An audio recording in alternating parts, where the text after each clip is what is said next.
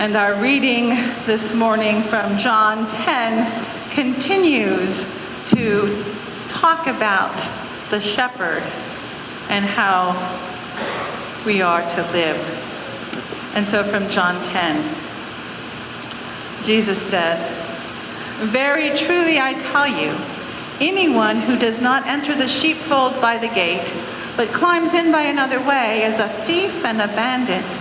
The one who enters by the gate is the shepherd of the sheep. The gatekeeper opens the gate for him, and the sheep hear his voice. He calls his own sheep by name and leads them out. When he has brought out all his own, he goes ahead of them, and the sheep follow him because they know his voice. They will not follow a stranger, but they will run from him because they do not know the voice of strangers." Again, this is the voice of God for the children of God. Thanks be to God. Please be seated.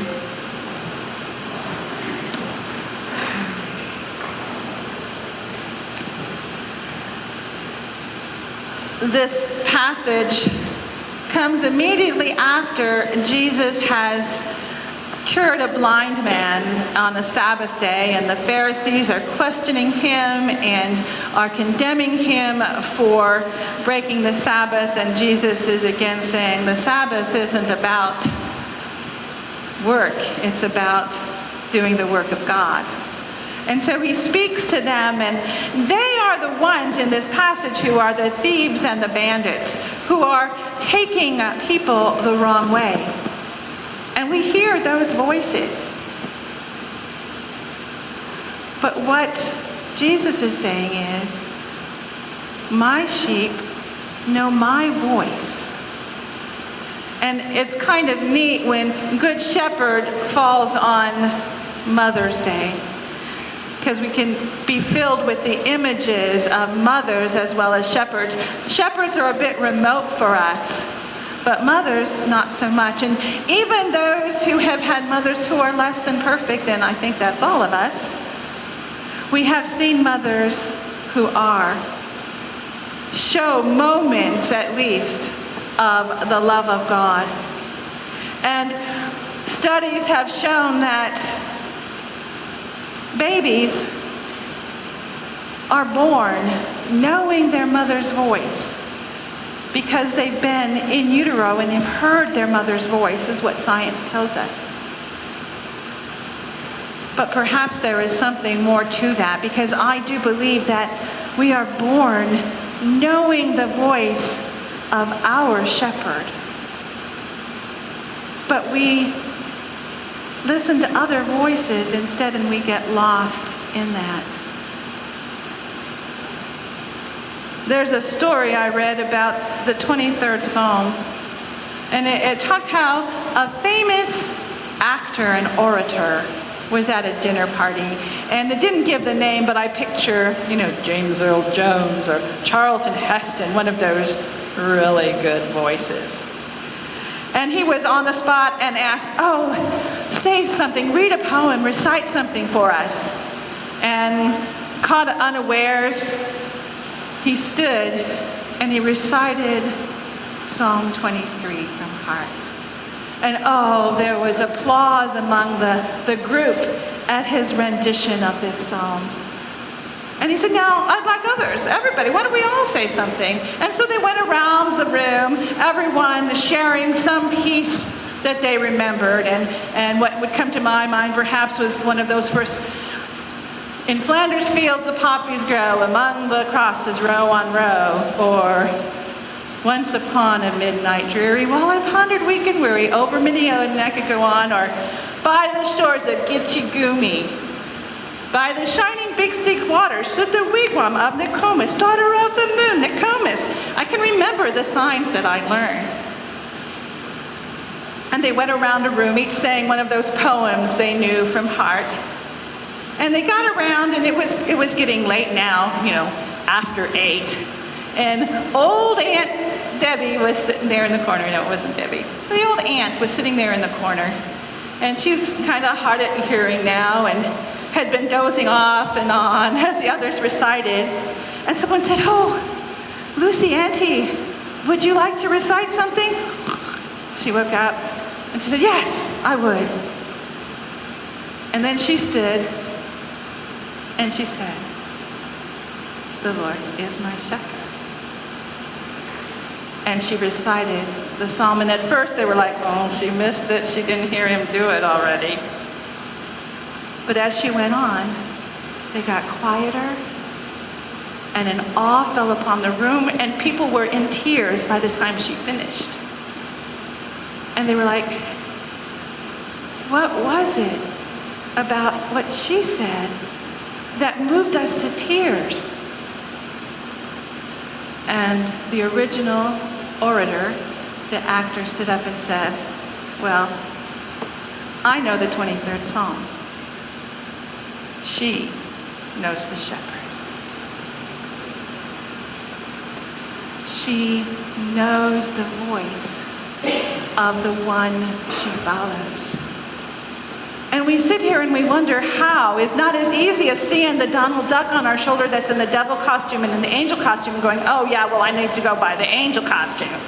It's not how the voices in our head go. How do we know the voice of the shepherd that we are to follow? And I would say, well, we need to become like sheep. And not just sheep, but old world sheep. You see, the way they do it in other countries is the way they did it back then. The way it's pictured, the shepherd actually led the sheep. Sheep were not raised for a year and slaughtered. Sheep were raised for a lifetime for wool. And so, from birth, in utero, the sheep heard the shepherd's voice. And each sheep was actually named by the shepherd. And at night, when they had been grazing several flocks together, they would all go into a pen. And each shepherd would come to the gate and say, "Mildred, Fluffy, Curly, the black face," and they would come out. And they would know their name, and they would know the voice of their shepherd. And when all his sheep were there, and he would know when he had them, the gate would close, and he'd say, "Follow me, boys, girls," and off they would go. And they would follow the shepherd.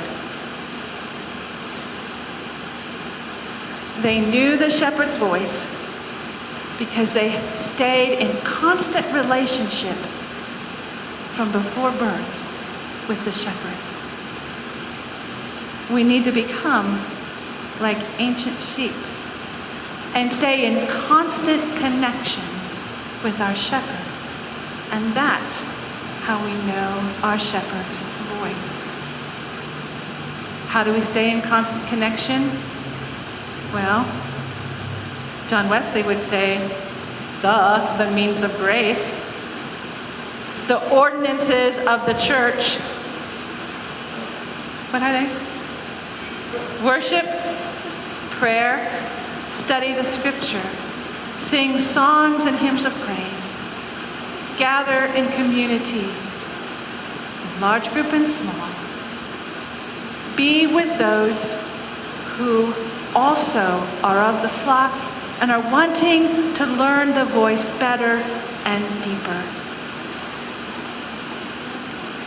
When we talk to the children, they said, "Well, do the one that says the right thing." Exactly. Listen to the voice that says the right thing. And we determine that by hearing the voice. And we all hear lots of voices in our heads, at least I do. Listening to those voices and asking it, is this the voice of God? Is this the voice of the shepherd? Pray about it. Discuss it with others. Put it through those questions.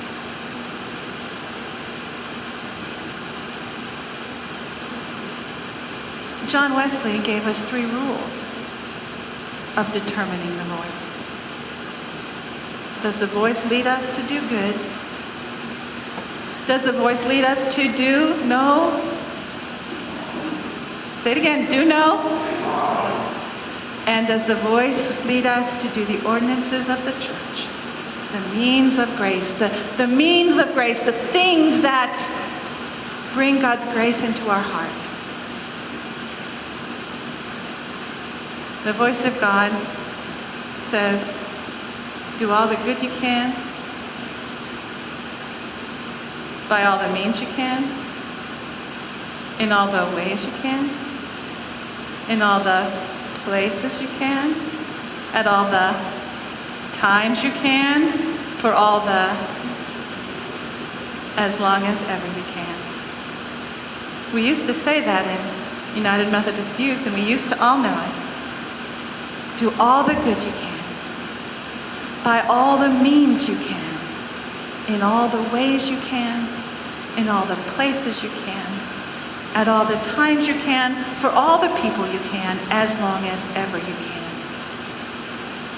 The voice of God, the voice of the Good Shepherd, wants to give us this impossibly idealistic future, this abundant life of green grass and cool waters, resting places, abundant feasting, enemies sitting with us at table.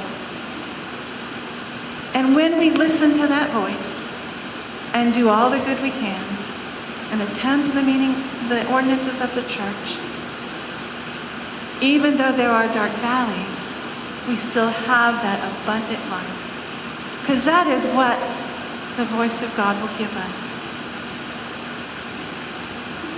As we go in prayer, I would invite us to ask God to help us know the voice of the shepherd more deeply.